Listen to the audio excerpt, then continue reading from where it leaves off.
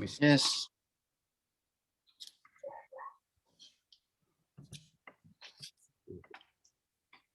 Well, welcome everyone. It's good to see you this morning as we continue in our Yes. study of the prophetic genre, which is a lot.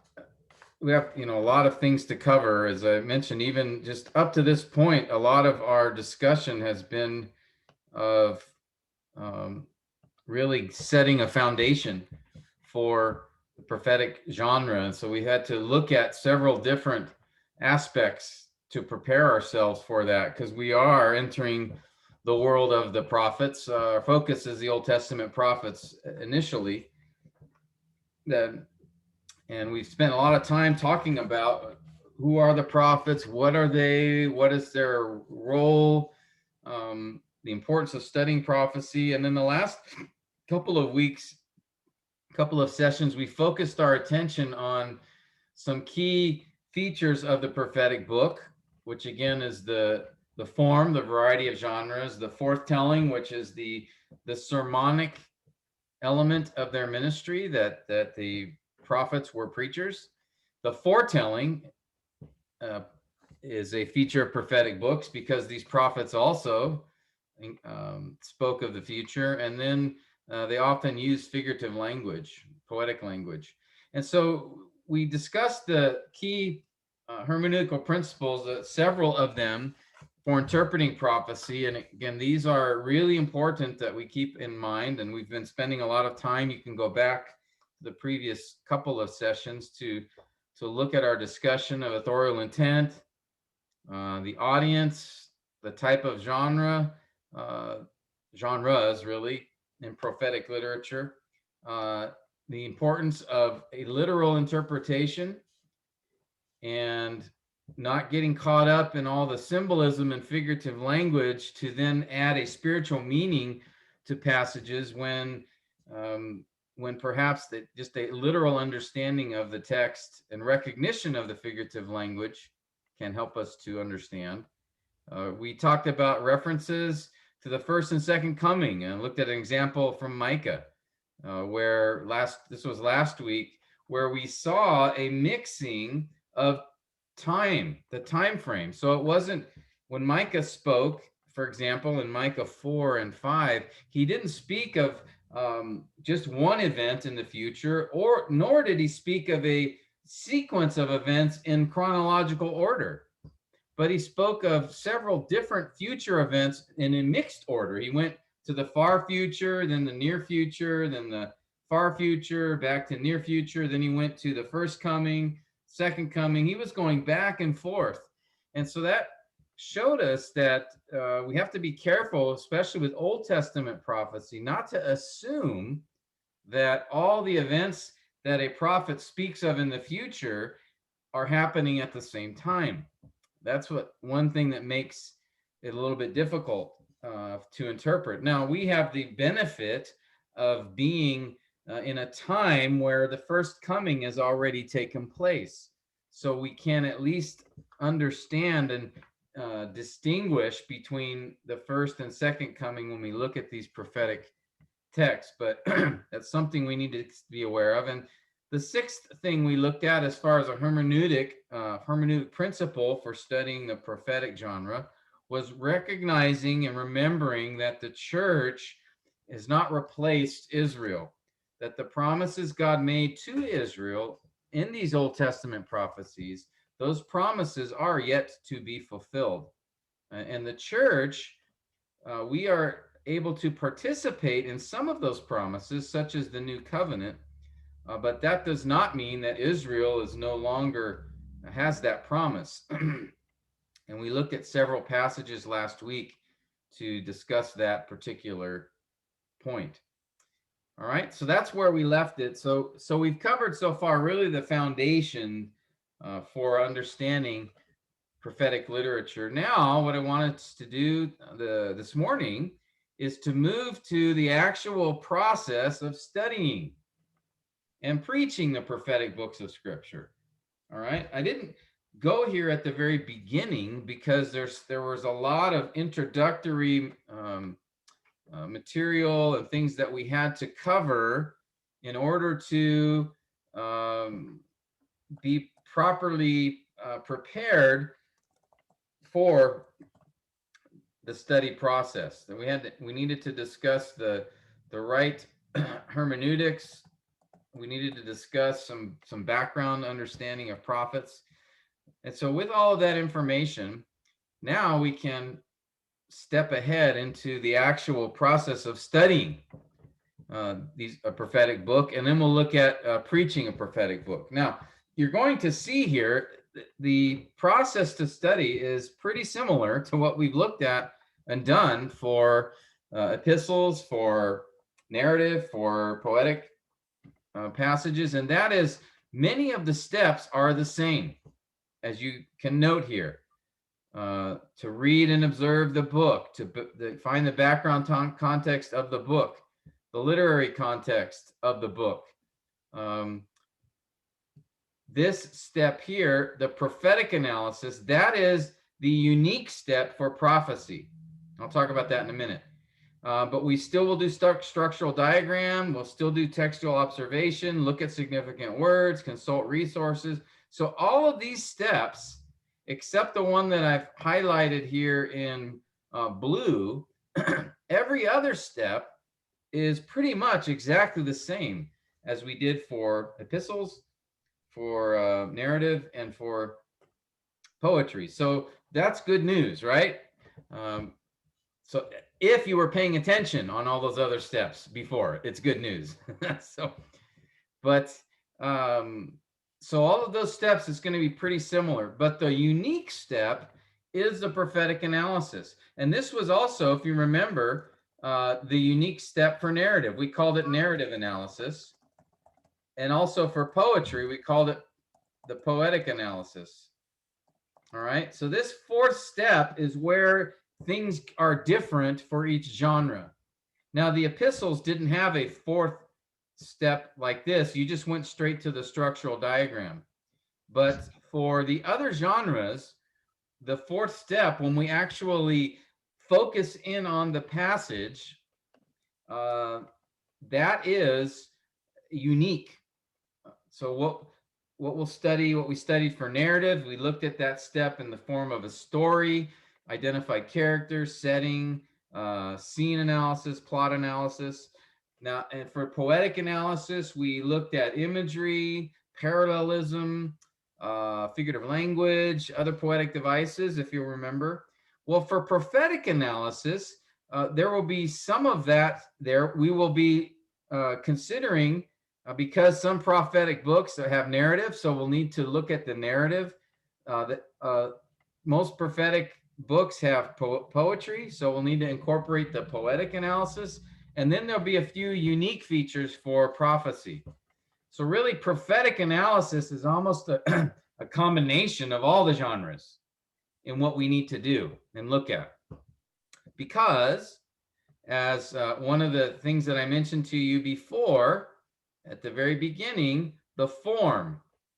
All right, the form that these prophetic books take is including a variety of genres. And then we discussed that again here on the third hermeneutic principle, is that the prophetic books contain a variety of genres.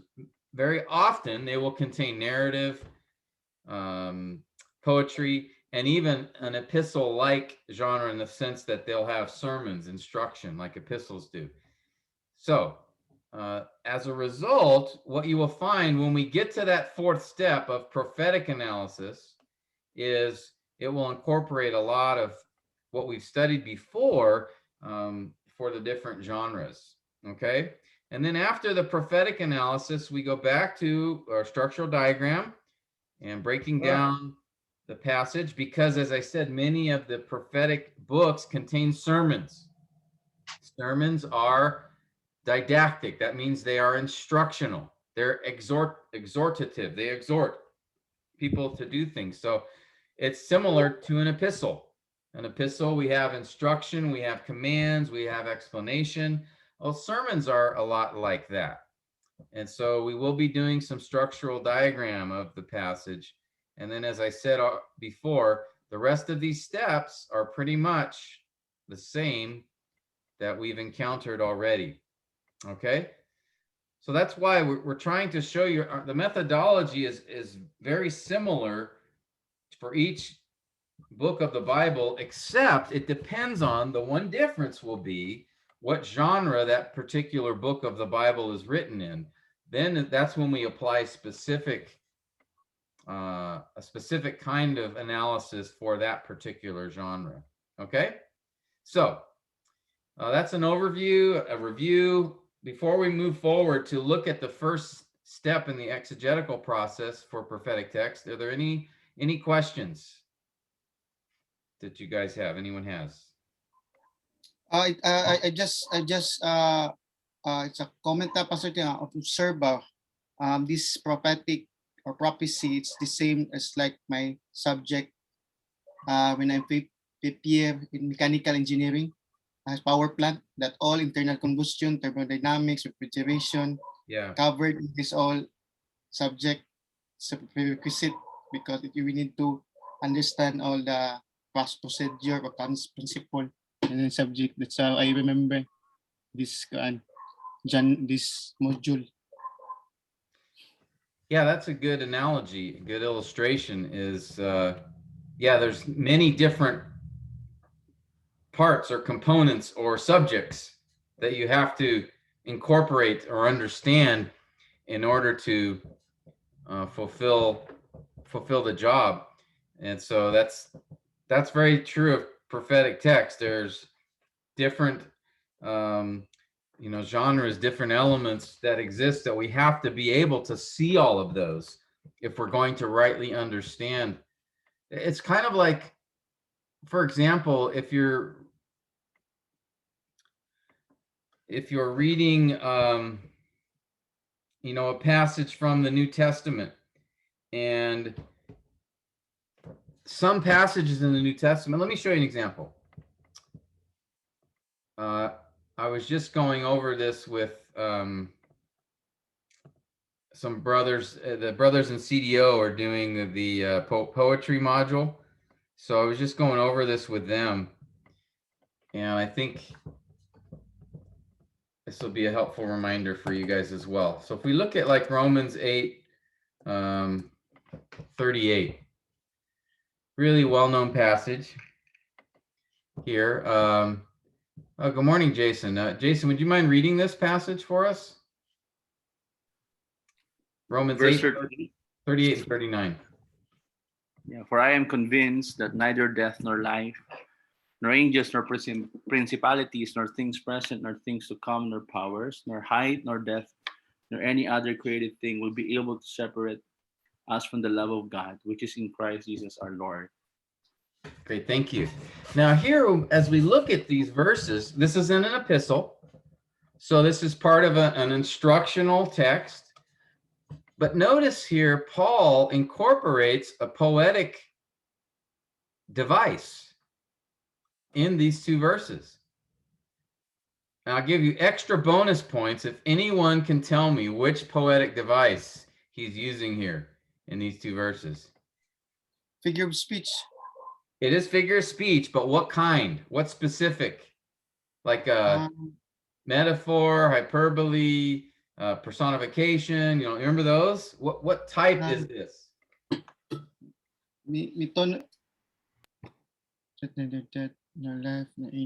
Hyperbole. Well, you have to ask, is it hyperbole? Is he exaggerating? Or does he really mean that nothing can separate us from the love of God? I think it's literal that he means that, but the way he expresses it, it's another figure of speech. Metonymy? Yeah, no, it starts with an M though. It's one we don't use often.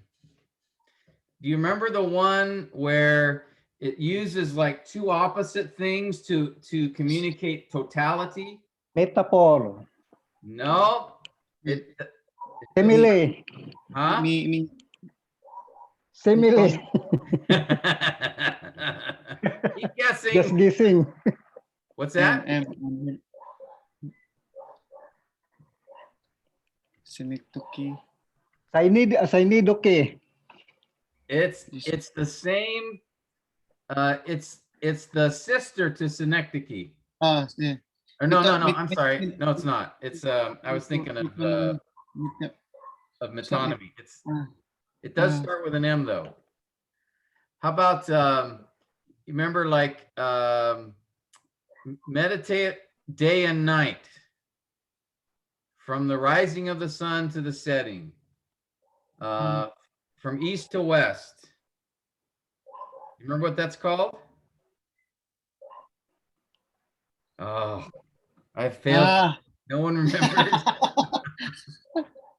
Nagbong tanan, nagbong. Merism. You guys remember merism?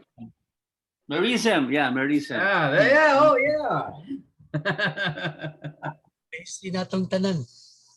So it's when you use two opposite things usually to express like this idea of totality, of comprehensiveness. So notice what Paul does here. He uses this several times. He says death nor life, right? Those are opposites, right?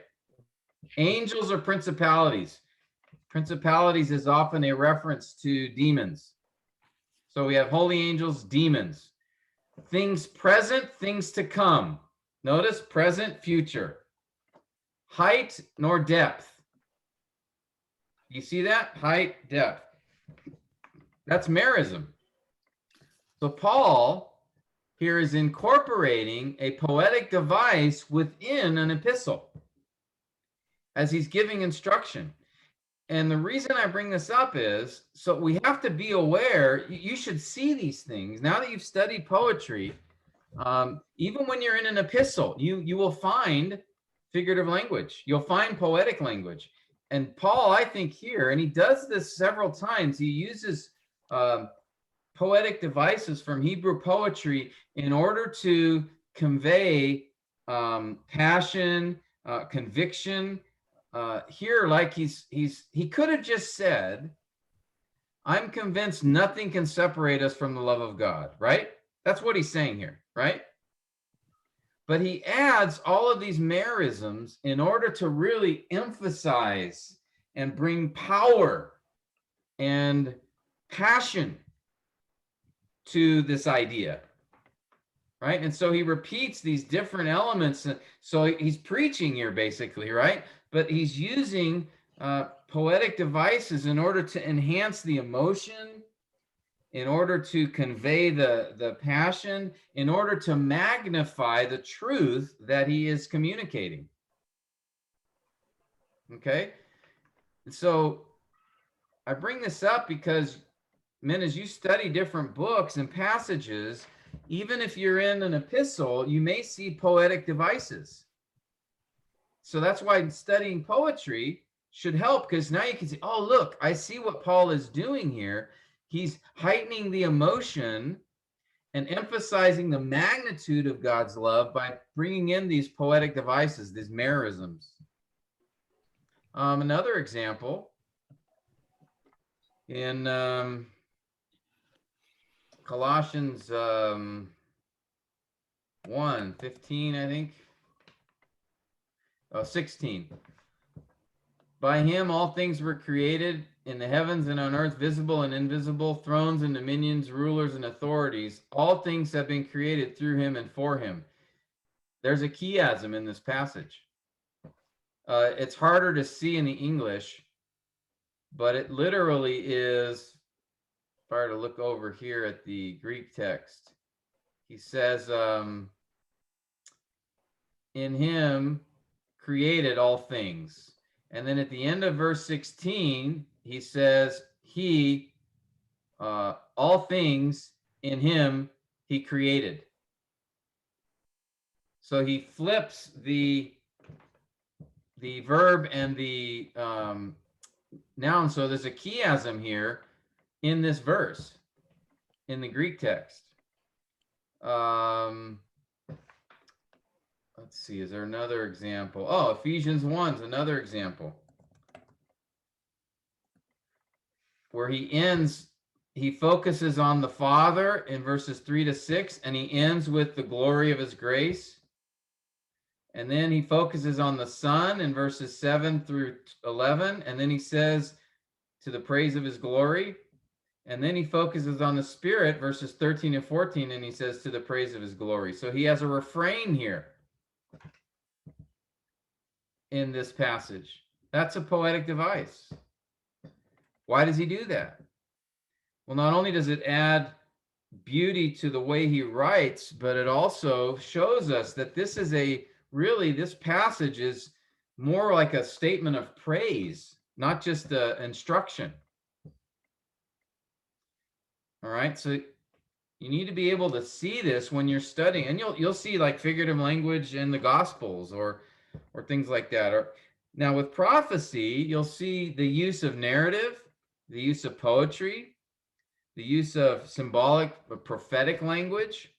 You need to be able to see all of these things. You'll see sermon, instructional genre, and you have to be able to see all these things because so that you can understand not only how to interpret, but also why is the author using this form here? Why is he using narrative here and then inserts a poem or something like that? So be on the lookout as you study a passage. Even if it's in one particular genre, there may be other elements of other genres in it as well. Okay? And like in these examples I gave you from the epistles, if you can see the use of these poetic devices, it will enhance your preaching of the passage, because then you can incorporate in the sermon. You can give better understanding to the emotion or the passion in the passage. I mean, these are intentional. Why did Paul insert those merisms in Romans 8? Why did he put that refrain in Ephesians 1? Why did he use a chiasm in Colossians 1? All right, those are intentional. And those are intentional by the author. He meant to do that. And it's important to understand, okay, why? Why did he use this poetic device, or why did he use that particular approach? Like, for example, Jesus in parables. A parable is a particular genre. It's a narrative, but it's a special kind of narrative. Okay, we talked about parables a little bit, and when we discussed narrative, I think it's been a while. But parables are a special case of narrative. All right, they don't necessarily have all of the narrative elements, but they have a particular theme, a usually one particular focus that the story is about. It's a true to life story that Jesus tells in order to make a point. Okay, so we have to understand those things as well. So in prophecy, you're going to have poetry, narrative, didactic passages, and all of that. So we'll discuss that more when we get to the fourth step. Okay, but before we get there, we have to do, like for every book of the Bible except the Psalms, we need to focus our attention on the book as a whole. Again, notice the first three steps are essentially the same for every book of the Bible, no matter the genre, again, except for the Psalms. That's the only book where we don't do the first three steps. Okay? Does anyone remember why? Can anyone tell me, why don't we do these first three steps for the book of Psalms? So, Yeah, Jesse? familiar, Because Psalms is composed of stanzas, not paragraphs.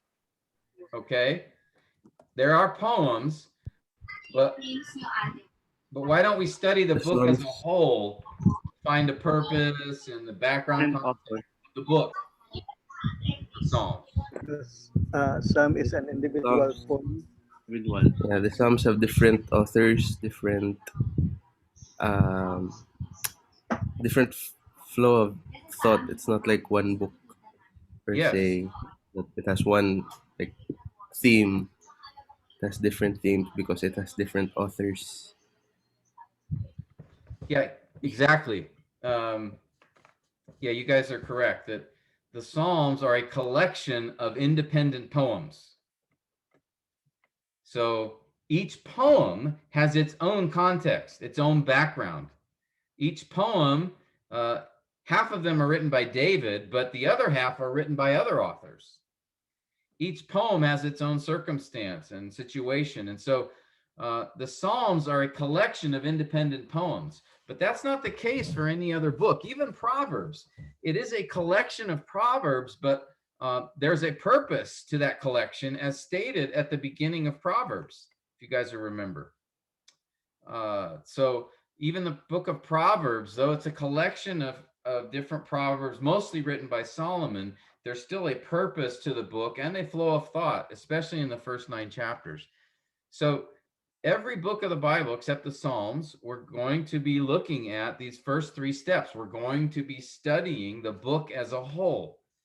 And our approach will be pretty much the same, regardless of the kind of book, whether it's a narrative or epistle or prophetic book or wisdom book. We're going to take pretty much the same approach to studying it, to looking at the book level. And that approach begins with our good old friend, read and observe. Read and observe. That's the first step that we will take for any book, any passage. You have to first understand the book itself and get an idea of the book itself. And so, as we consider that, again, remember for this step of reading, you want to read the book several times, get familiar with it, and you want to read the book. So remember, read the whole book several times, and then read the whole book in different translations. All right, that's to encourage active reading, to encourage you to be engaged with the passage and just to get familiar with the book. So read it several times and then also read it in different translations. And again, I'd recommend for English, the best ones to read would be these. And now the Legacy Standard Bible has come out, and New Testament, Psalms, and Proverbs. I think the Old Testament will be done fairly soon in the next few months. So read it in these different translations as well. Okay, that's not going to change. That's true for any book of the Bible. All right, and as well as the prophets. And then the second step, after you've read it several times, you're acquainted with it, you're familiar with it, you're now ready to make observations. All right, and that is an even more active reading of the book. Okay, and there's 2 specific categories, I guess, to observe. All right. I want you, as you're reading, as you do the observations, so you've already read the book several times, and now you're ready to come back and read the book again, making observations, writing things down or typing things down, being active in your study. And what you're going to need to do is, 1, make specific observations, and 2, make general observations. I've modified this a little bit from before, so some of this may be a little bit new as far as the observation step. So let me explain. And then what we're going to do as a class, we will go through Obadiah together and make observations. All right. I had asked you guys to read Obadiah a few times to get familiar with it. So we're going to do that in a minute. But before we do, let's take note of and this will be what you're going to do on your assignment, by the way, for Zechariah, is to make specific observations. These are specific questions that it's helpful to try to find the answer to as you go through the book, make observations. Just these are not, you don't need to put a lot of detail in, but just try to note these. So for example, can you find the author of the book? Do you know who wrote it? What about his Yes, tone? verse 1. What's that? Sorry, Ken, did you say something? Author Obadiah? Oh, Okay. yeah, we'll get to that in a minute. I'm just explaining it generally now. Then we'll go to the book, Obadiah. But as you're reading the book, after you've read it several times, then go back and read again and look for these specific things. Who's the author? What is his tone? For prophetic books, can you identify who is being preached to and who's being written to? Who are the people mentioned in the book? Now, you don't have to go into a lot of detail about them. Just identify them. Oh, this book includes this person and this person. What places are mentioned in the book? Do you see any significant themes in the book? Does the author indicate why he wrote the book? Do you notice any structure in the book? Oh, the first couple of chapters seems to focus on judgment, and the last chapter seems to focus on the future, or something like that. Do you see any words that are repeated? Again, this is just in a broad sense, not a lot of detail. You don't need to write out a bunch of paragraphs here. It's more of just bullet points, things to look for initially as you're reading. We're going to go into these in more detail in the background context.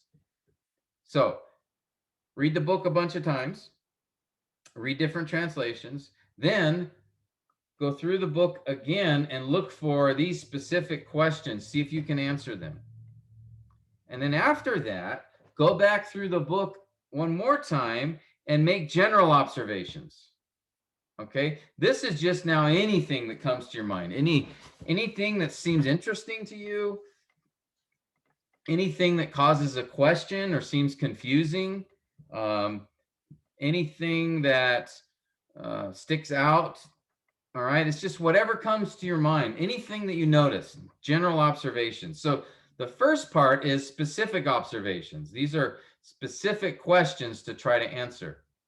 The second part of the observation step is just general, anything you want to notice, anything that strikes you as interesting, anything that you have a question about. All right. And here, the goal is not to interpret what you're doing. It's really just engaging with the passage, engaging with the book. Just seeing whatever you notice from the book. Maybe it's something you notice, wow, this prophet says, it seems like he says the same thing that Isaiah said, or, things like that. Any kind of observation that comes to your mind, okay? And I would spend a lot of time on this. I would spend at least, when I do this, I spend at least 15 or 20 minutes on each chapter on this general observation, just looking for things. And reading it over and over. So typically that's what I'll do. I'll read a book several times. Then I'll go to a few other translations and just read the book again. Then I will, after that, go through the book one more time and start writing down, answering these questions, just in a very, not a detailed way, just a broad way. And then I'll go through the book one more time and spend 15 or 20 minutes on each chapter to identify other observations that I see, questions that I have, things like that. Okay, so that's the observation, read and observation step. Now this may seem like, well, that'll take me a while. Well, but the more you invest in this step, the more familiar you are with the book, so that the next steps will actually be quicker. All right, because if you know the book well, when you get to the next step of the background context, you actually already have a head start. because you've already thought about some of those elements of the background. You've noted certain people that are mentioned. You've noted the places that are mentioned. You've identified the author potentially. You've thought about who is being preached to and written to. So these are all things that you're going to study in more detail in the background context, but this observation step gets you started. All right. So it's pretty much very similar to what we've done before, except I've really broken this observation into two parts: the specific observations and then the general observations. Okay. So what I'd like us to do is basically apply this to the book of Obadiah. But before we do that, I want to make sure before we look at Obadiah, if there are any questions that you guys have or any comments before we go through Obadiah together.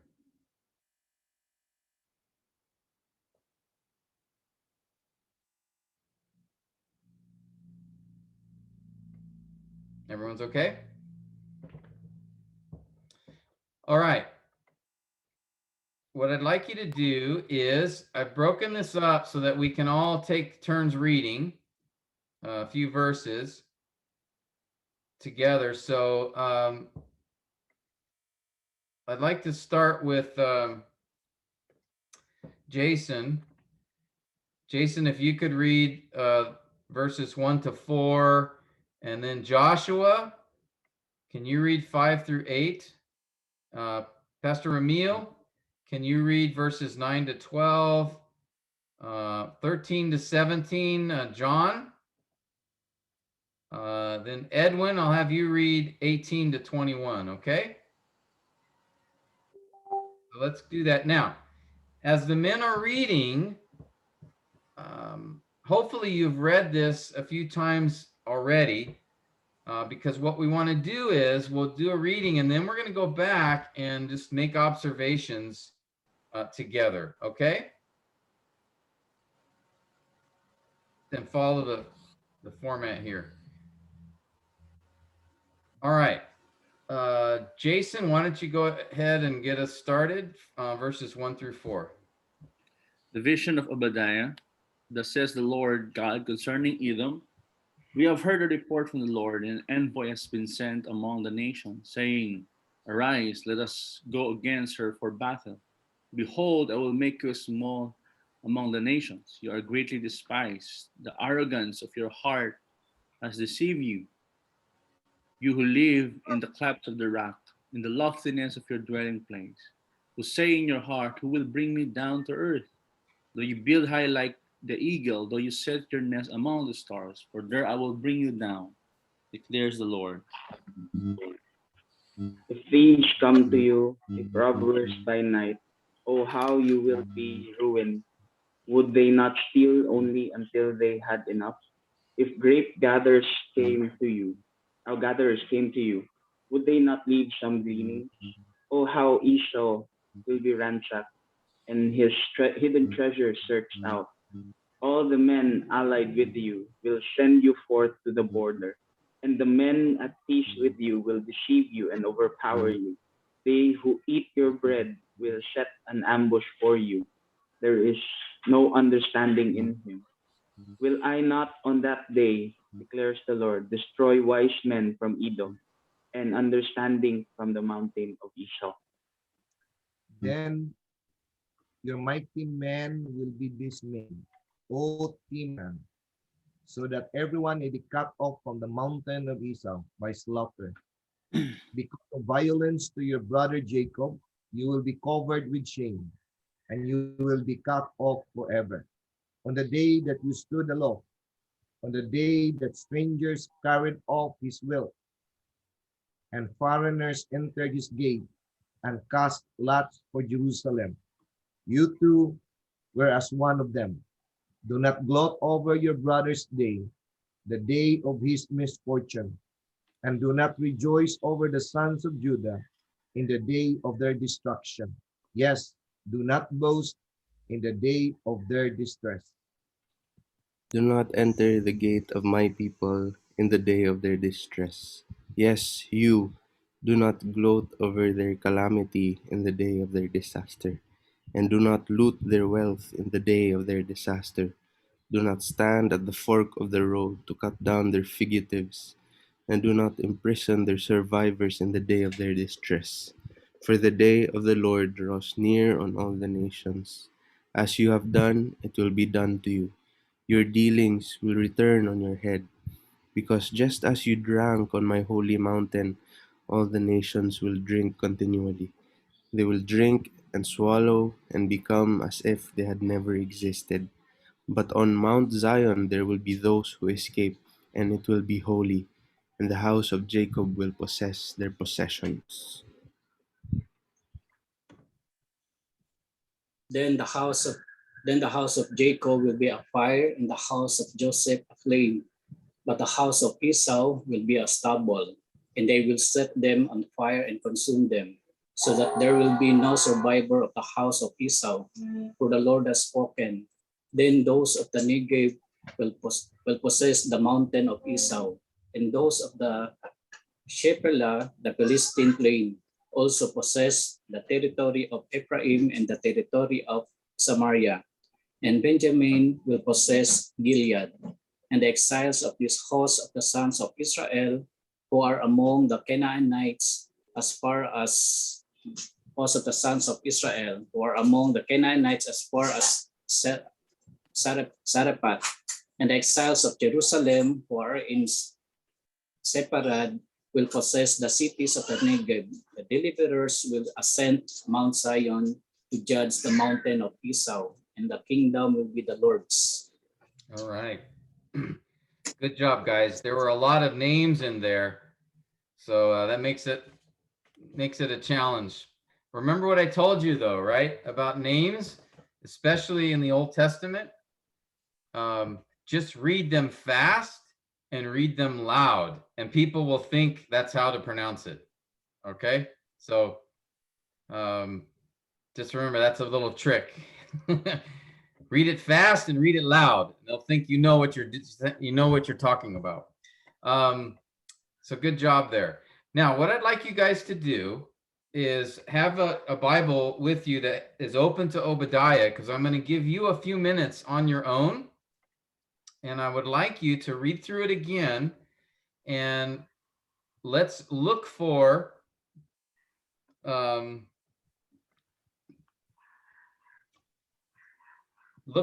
these specific observations.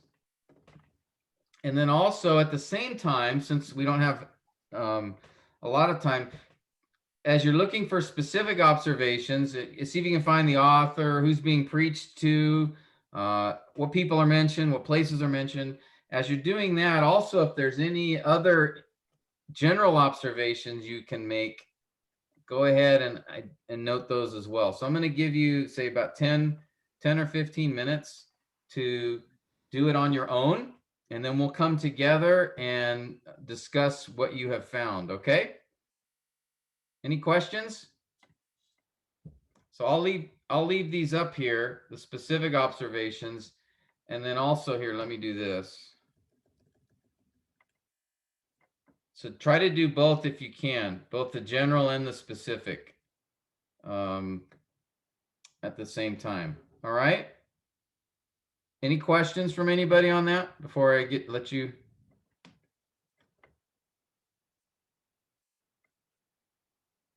Okay, I'll be around. So if you do have a question, just call for me, and I'll be happy to answer. But go ahead, and why don't you work on your own for the next 10 or 15 minutes. Make observations from Obadiah. All right. This is going to be the book, by the way, that we're going to use to go through together as we study how to look at how to study prophetic books. All right. So go ahead and start making your observations. Read the book again. Okay.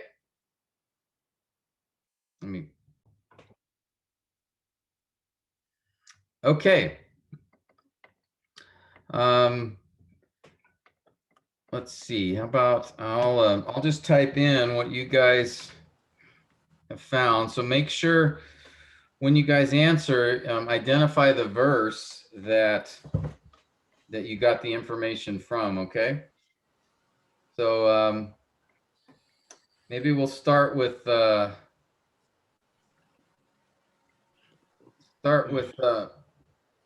Pastor Ramil. What did you get for the author? It was written by Obadiah in verse 1. Okay, verse 1. And it was about judgment. Yeah, he calls it the vision of Obadiah, right? In verse 1. Yeah, I'm sorry. What did you say about the tone? It's about judgment of God for Edom. Yeah, almost every verse, right? Is some judgment upon Edom. So I will try, Pastor Tim. yeah, I will make you small. yeah, and verse 2, right? Yes, verse 2. Yeah, he starts out with pretty strong language, right? Strong, maybe we would say even harsh, direct. So the tone is one of judgment. That's very clear. Okay, good. And notice, Also warning, Pastor Tim. yes, He's warning in uh, do not, I think starting from 12, do not gloat over your brother's day. yeah, he has several statements. Do not, right? Yeah, it's warning, chastising, right? Correction, punishment, really, judgment as well. And did you notice basically the first person is used throughout the book, right? Yes. I. And who is I. that referred to? Is that Obadiah? God. No.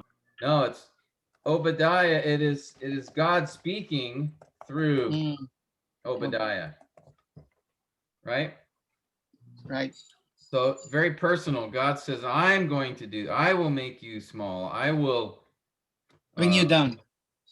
Yeah. I will bring you down. Okay, that takes us to the next. Who's being preached to or about? Edom. Edom. Yeah. Edom. What verse? Verse 1. Concerning Edom. And then notice verse 2, as Sandy mentioned, I will make, notice he says you small. So again, notice the pronouns you. Yes. You. Refers to Edom. You are greatly despised. Yes. So most of the book is God speaking directly to the nation of Edom. Okay. Pastor Tim, Yeah. was Obadiah actually went to Edom and preached this message? Yeah, that's a good question. Is there anything in the book that indicates that? No. Did not see any hint. Yeah, it's not clear if Obadiah went to Edom or not. Yes. Sometimes the prophets, like if you see Isaiah or Jeremiah, Ezekiel, when they speak of other nations in judgment, Nahum. Isaiah went 3 times to Euphrates. Say that again. I read Isaiah went 3 times, I think, to the Euphrates. Isaiah or Yeah. You preach. Is that Isaiah or Jeremiah 3 times? But often when the prophets proclaim judgment on other nations, they usually did not travel there. So it means, Pastor T, this is a writing prophets. It's not proclaiming prophets. Is this message? Well, he's a preaching prophet, but also, yeah, he wrote this down.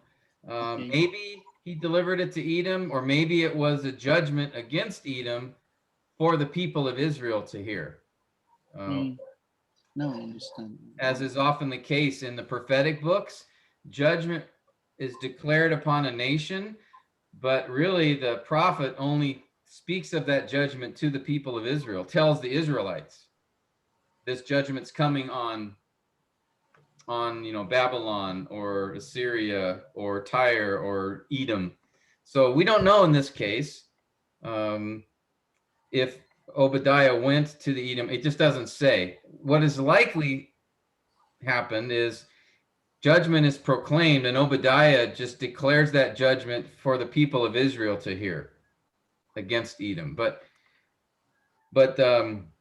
it's very possible he could have also gone there. Jonah was sent by God to Nineveh, so it would not be unusual. But from what we see in the book, there's no evidence either way, so we don't know. But that's a great question. I'll just put this.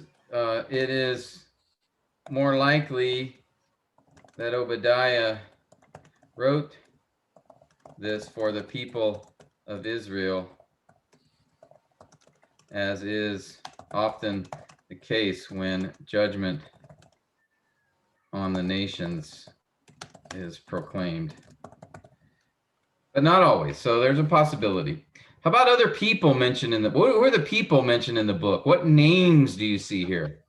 I try, Pastor Tim. Edom, Yeah, Esau. Teman, Esau, right? Yeah. What verses do you see that? 6, 8. There's a chapter, verse 6 and verse 8, Verse I 8. think. Yeah. Verse 6, verse 8. Verse 8. Again, looking back, Verse verse 9. 18. Verse 18. Yeah. Verse 19. Verse 18, verse 19. Verse 21. Good. 21, verse 9. Teman. Verse 9. Yeah. Verse This is Esau, the brother of Jacob. He's mentioned. Yeah, Jacob also. I think there's a Jacob. Yeah. Jacob. Verse Jacob is 10, right. 10. Israel is Jacob, right, Master Tim? Jacob 18. is Verse Israel. 18. Verse 18. Yep. Jacob. Good. 17 and 18. 17. Yes. 18, Jacob. I got that. Any other names mentioned?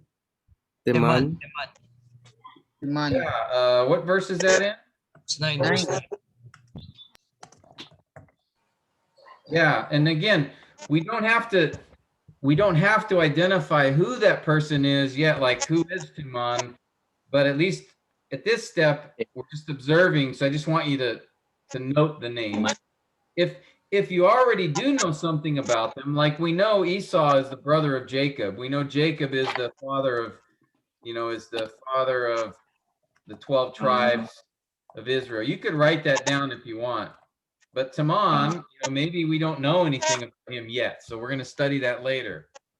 Timan is not a city of Edom. It is a city. And it's a city named after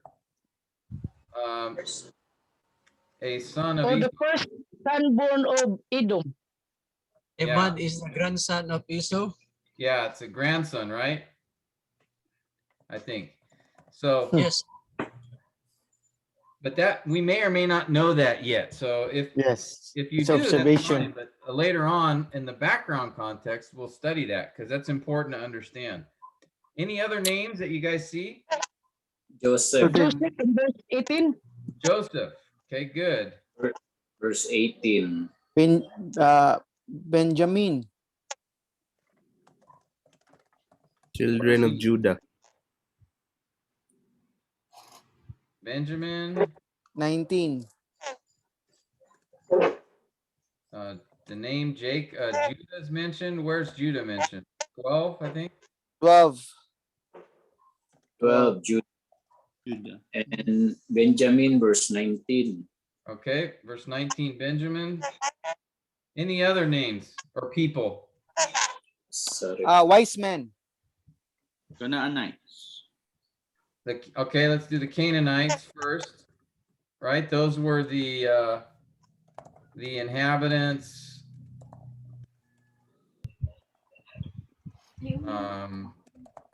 Listen. Ephraim, Of Israel Ephraim. before the Israelites. Yeah, Ephraim. Okay, good. Verse Who's 19. Verse 19. Ephraim? Verse 19. All right, son of Joseph. And then I heard someone that mentioned the wise men. Yes. Wise. In verse Wise 9, I men. think, right? The wise Verse men of 9. Teman. Yeah, that might verse 8, wise man, yeah, mighty men in verse 9. Oh, how mighty. about the captives of Jerusalem? Okay. Where are the captives at?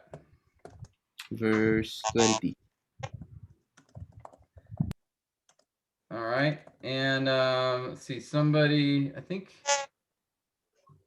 Now notice, most of these names are related to Jacob or Esau, right? Yes. Keep that in mind. Now, are these specific people, these specific men being addressed, or someone else? So when he says Esau or Jacob or Judah, is he speaking of those specific men or somebody else? Nation. Yeah, Israel. the nations. All right. So keep that in mind. Nation. Somebody else. Yeah. That's a poetic device that we'll talk about later.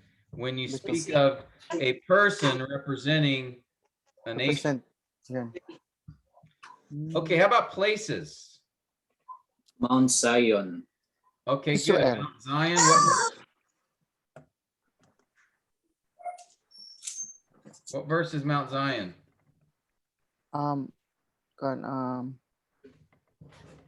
Verse 21.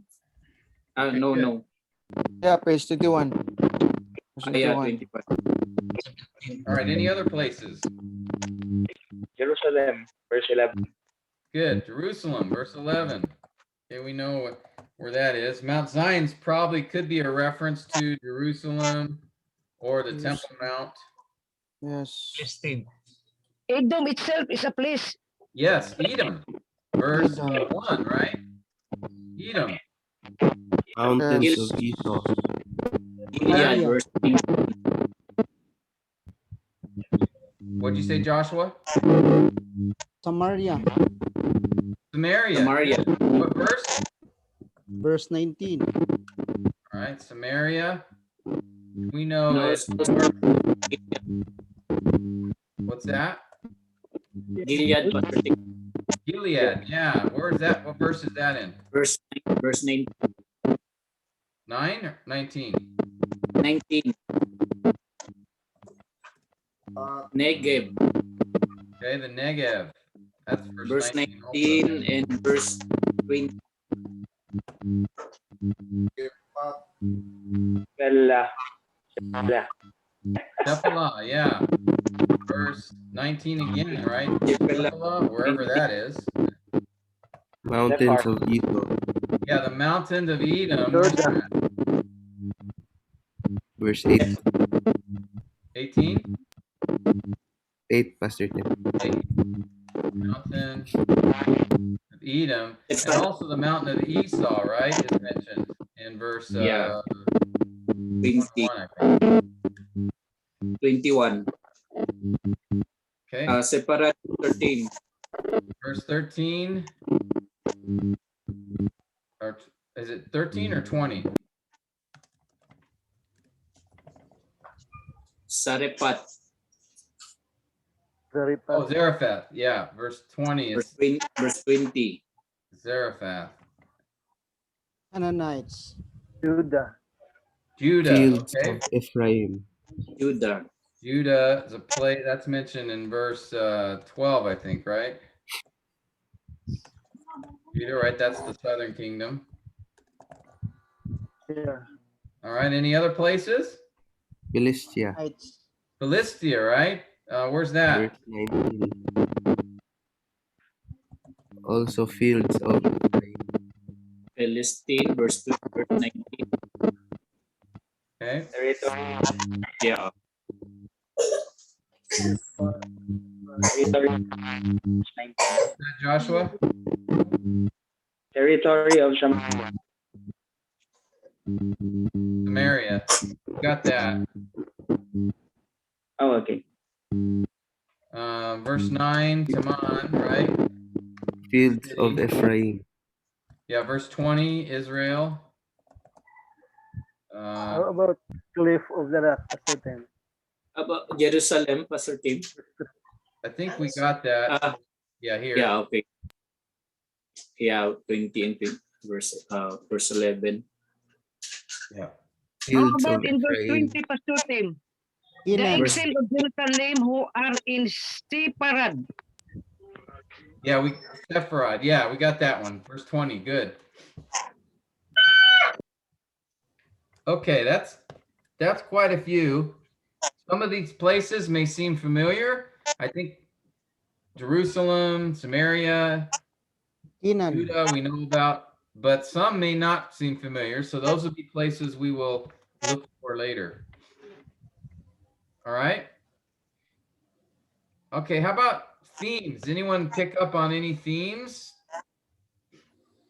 What's the focus? Judgment. Seems to be the focus. Judgment. Edom will be gold. Judgment on Edom. Yeah, judgment on Edom. What verses show that? Any examples?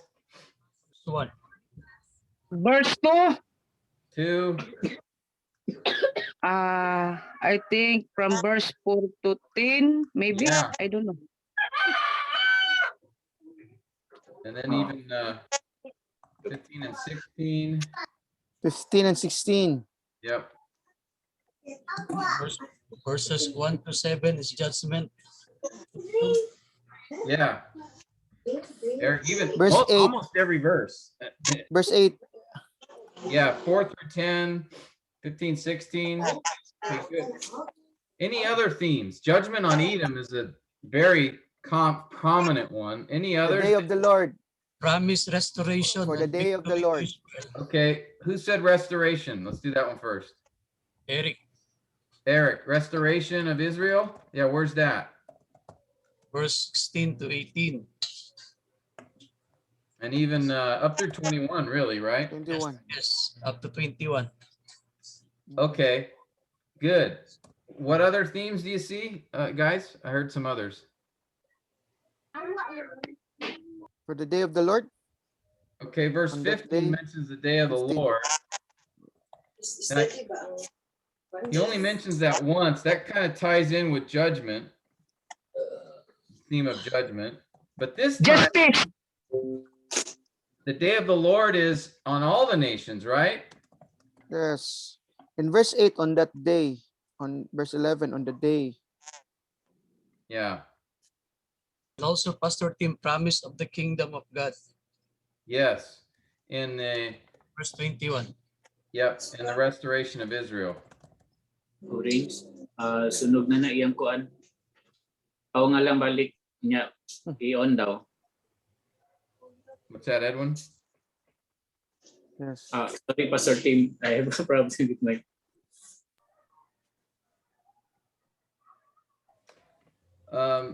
One other thing I noticed, and again, right now the idea is just to think about this. We're not going to preach our sermon tomorrow, right?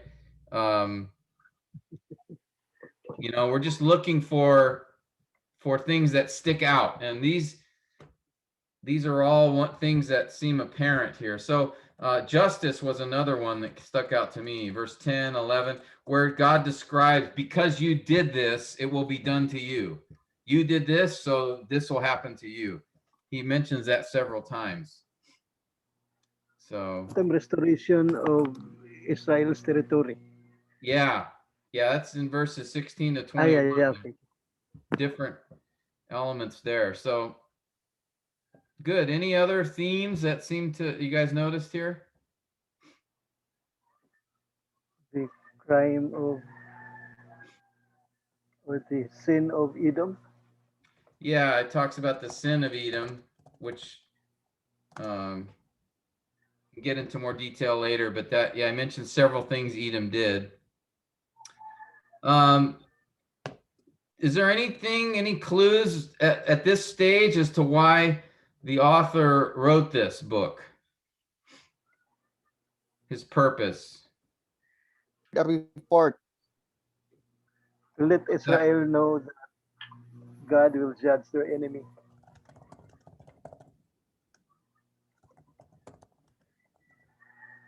Yeah, that seems to be the focus.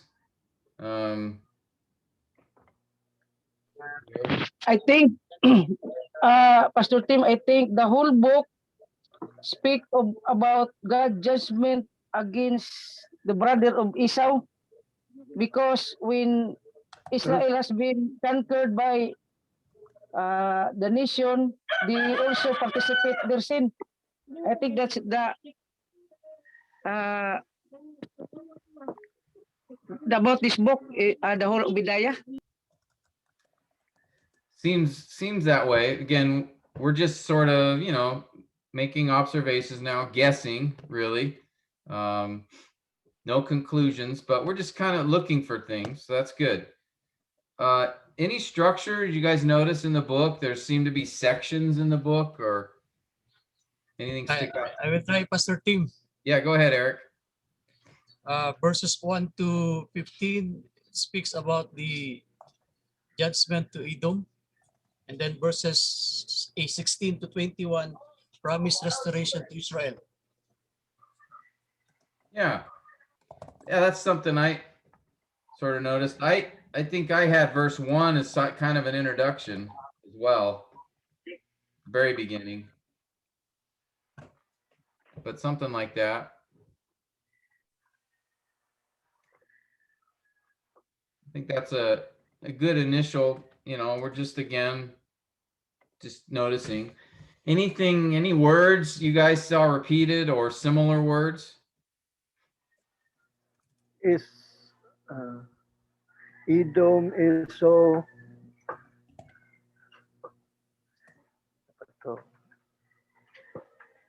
And then Israel, we have Jerusalem, Praise Pastor Tim declares the Lord. Verse 4 and verse 8. Now there's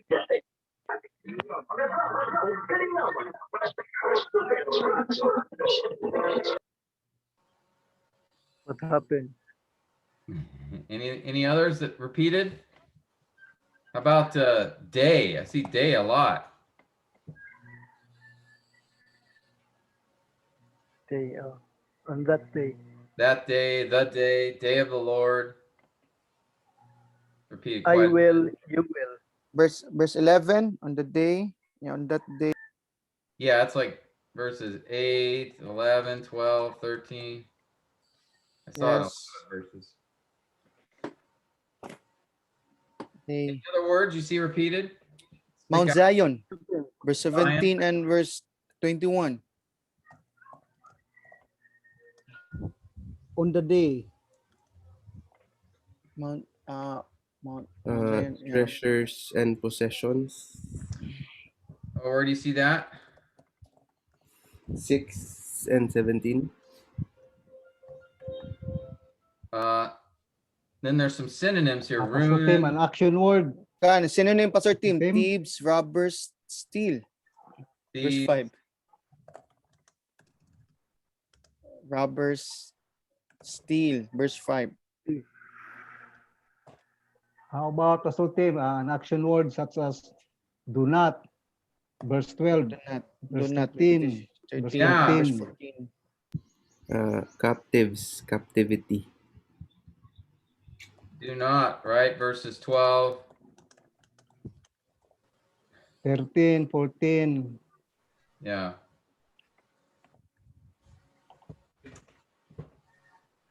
Okay, good. And then he mentions day of disaster several times. Not just day, but day of disaster.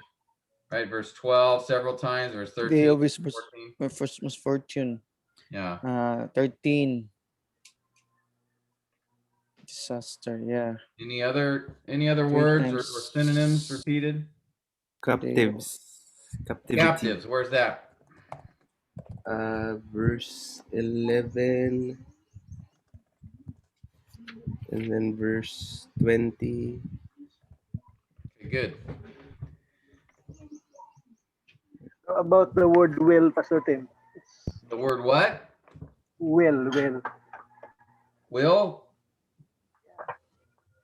signifies Where do you see that? Really, I will, right? all over.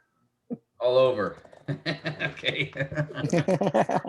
Get your tens. Will signifies. Okay. Synonym, Pastor Tim. Fire, flame. Where's that at? Verse 18. Okay. Stubble. All right, good. All right, just again, we're doing this for a couple reasons. One, it gets us familiar with the book, so we're looking for things, seeing if we can spot patterns, repetition. So that helps us get more familiar with the book. And then also, too, we can begin to see like that word day. And day of, like day is really prominent throughout the book. Edom and Esau, Jacob and Israel, all over the book. So we can begin to see patterns as well. Okay, any general observations, like questions you guys have, or just other things you noticed? Anything?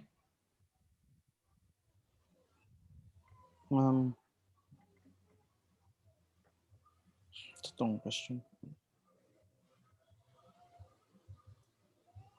Just like, who is Timan? Yeah, that's a good question, right? I think I had that one. Was that verse? What verse is that again? 9.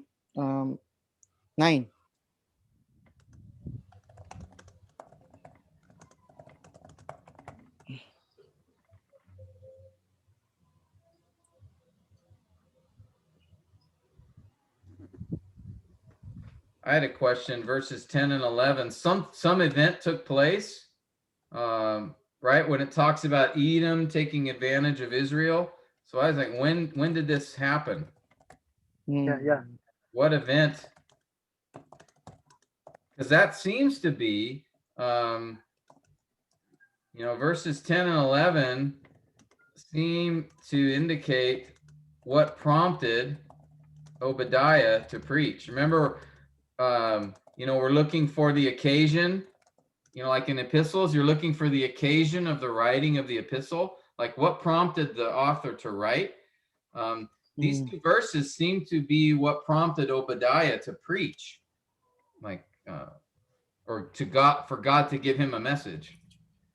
Yes. Any other observations, questions, things you notice? God give Your vision, Pastor Tim. God is indeed a God who judges. What verse? The whole All over? one. He is a God who judges. All right, Ramil, you had something? Yeah. Why did God use Obadiah? When? Why not other people? Why was the one used for it to prophesy it for Edom? Why did God use Obadiah? Who is Obadiah? The author. Yeah, that's a good question. Why him? Who is Obadiah? What tribe or? Yeah, because there's other Obadiahs in the Bible. Yes. Who is Obadiah? And I had a question: is he mentioned elsewhere in the Bible? Yes. Because there's nothing said about him in the first verse. It just says the vision of Obadiah. And that's it. So is this another Obadiah? Is it an Obadiah that's mentioned somewhere else in the Bible? That would be a helpful thing to look for later to answer. Pastor Tim, what generation does Edom, sons of Edom, that judge? Yeah, and that would go to the question of verse 10, 11. You know, when did this happen? What time period are we talking about here? Verse 21, Pastor Tim, who is these deliverers mentioned? Who are these deliverers mentioned?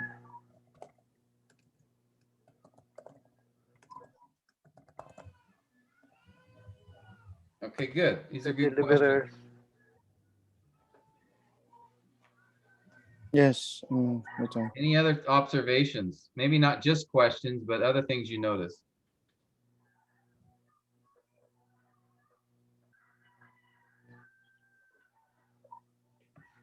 I had a comment from verse 15. Notice it said the day of the Lord on all the nations. All the nations. So judgment on not just on Edom is mentioned here. That's kind of interesting. Anything else that sticks out?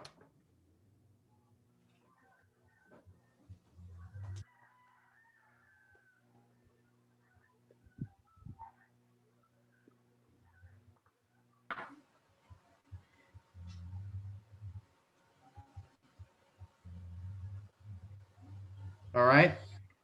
Those are, Pastor Tim, yeah. is the restoration of the territory of Israel mentioned in 19 verses 19 to 20, actually the promise of the Lord to Abraham, Yeah. the entire land promise. Yeah, that's a good.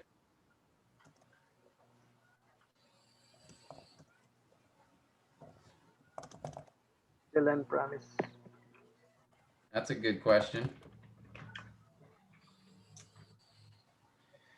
All right. Good.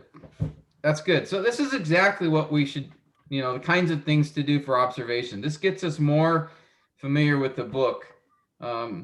So we'll put all these in the notes. I have some other ones that I observed, but let me do a couple of class administrative notes here. The question Pastor Ramil asked earlier was about the assignment, posting assignment example. So I just wanted to show you a couple of things here. On Canvas, I have posted our schedule and the assigned passages. So here's our schedule plan anyway. So today is the 16th, right? So we're in session 7, and your assignment is to read Zechariah, make observations, and I'll show you that in a moment.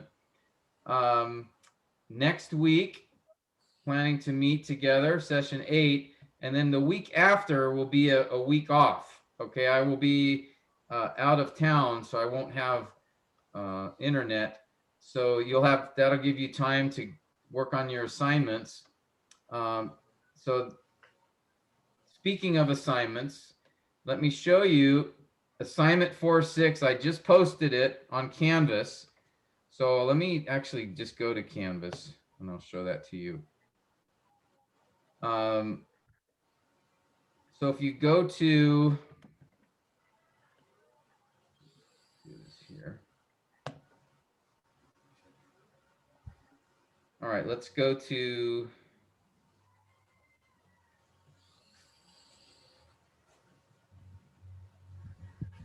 all right, can you guys see my internet screen? You guys all see this? Yes. All right. Okay, so tmaiinstructure.com.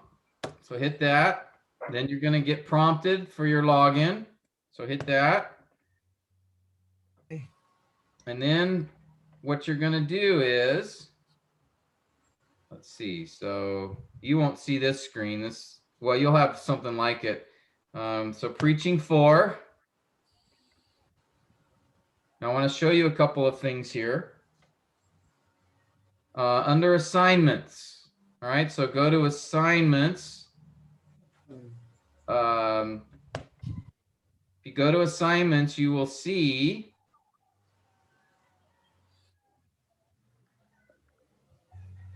all right, note of the video assignments. Make sure you're checking those off. So all of you who are here participating today, you can just go in and check it off right now. Those of you who were not participating, you're watching this as a video, you'll need to watch the video and then you can check it off.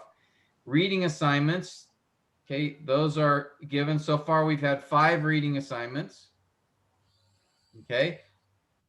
The first writing assignment is being given today, this week, and it's to read and observe Zechariah.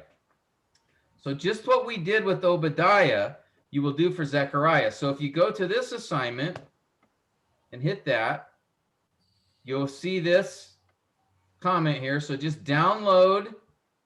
I provided you the worksheet, the format for this assignment. So I'll just pull it up real quick for you here, just to show you. Oh, maybe I should do that here. I'll just do that here. I'll just download it here. Okay, so here is assignment. I call it 4.6, module 4. Okay, and this is the assignment you'll need to do. I put in the explanation. Read and observe, just what we talked about.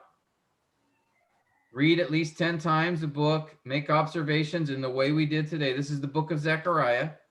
And then I gave you the example of Obadiah, just so you have that. So here's how we did Obadiah. We just went through this together. All right. So I put some of my notes. This is the Obadiah example. Then what you'll have on the sheet is, I put this in a Word document format. So if you want to just type it in on this sheet, you can, or you can do it yourself. But basically, I gave you the exact format to follow. Read, note how many times you read here, and then observe. And then I put all the questions in there for you, so you can just fill them in. All right. And then for general observations, you're going to go through each chapter, make at least 5 observations, ask 2 questions. Now, Zechariah is a little longer than Obadiah, so I'm sorry about that. But there's 14 chapters, so you'll need to set some time aside and just go through, make observations, read through the book several times, then make observations. Okay. So this is all on Canvas under the TMAI instructure.com. Okay. Under assignments. All right. Now, the other thing I want you to notice is if you go back to home and go to this link to all course download file, this is a very important link because everything is there. All right. I put all the videos are here. All the class notes are here as we go through them each week. And then I also put the assignments here for you. All right. So this place has everything. What I just added this week is the schedule and the assigned passages. Okay. So you can go there and notice here, this is the current schedule. Of course, things can change. I just showed that to you. And then below, I have put your assigned passages, given you your assigned passages. All right. So I think I got everyone's name here. If I forgot your name or left it off, please tell me, let me know. Okay. You have one passage from Zechariah, so an Old Testament prophecy, and then one passage from Revelation, New Testament prophecy. Okay. And notice I put you in 4 groups here. Okay, so again, that document is located under, if you go to the home and then follow the link to download all course files. All right. And then you can find right at the top, you'll find the module 4 schedule and assigned passages. Okay. In fact, I'm going to make that font bigger so you can see it more easily. Maybe I'll do that. If it pops up here. Okay, so let me do this. I'm just going to make this bigger so you can see it more easily. Okay, there. How's that? Even Jesse can see this. All right, so all right, so hopefully, are there any questions on that? Is everybody? Pastor Tim, Yes, are Jason. you not going to are you not going to give us a module type like what we've had before? A module what? Module type notes, or like what we've had before, or Module even type. Yeah, those are even each week. copy? I just, instead of giving you one big syllabus, I'm just giving you the notes from each week. So it's Right. like so it's a lot more detail than what I gave you in the past, but it's in smaller pieces. So we can just compile it and print it and Yeah, compile it into one. yeah, Thank you, sir. yeah. So, yeah, I decided since we're doing this weekly, I would just give you basically a piece of the syllabus each week. So that place I showed you, the link to all course files, each week you'll get the handout for that particular session that we did. And so then at the end of our sessions, you'll have the full notes for you, as well as the videos. Okay. So, and then I'll add the other written assignments as we go forward together, but try to keep keep up with the assignments. So far, there's been five reading assignments. And then the first written assignment I gave you today is just to read and observe. Okay. Next week, I'll give you the second writing assignment, which is the background context, because we're going to talk about that next Friday, Lord willing. Okay. And then you'll have a break, couple weeks to do that assignment, actually 3 weeks to do that assignment. So, let's see. Any other questions? And if you didn't see your assigned passage or you forgot, I put it in that under that link to all course files right at the top. You can just download, and it has not only the schedule, but it also has your assigned passage for Zechariah and Revelation. All right. Praise God. Yeah. Preach another sermon. So, okay. Any final other questions?